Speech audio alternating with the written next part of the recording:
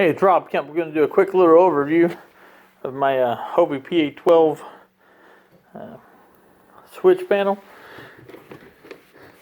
Installed it here in the center hatch area. Still access it. If you need to reach down, just flip the switches.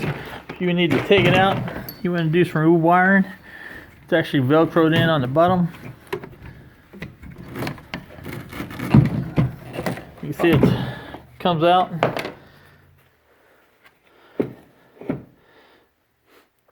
Got 4 switches installed, 12 volt cigarette lighter and 2 USBs. Simply flip a switch. The USB port and 12 volts all on its own little switch. That way you're not getting any accidental draw. In the event you plug in your phone or something, forget about it. That's the way it goes. Have a good one. See you down the water.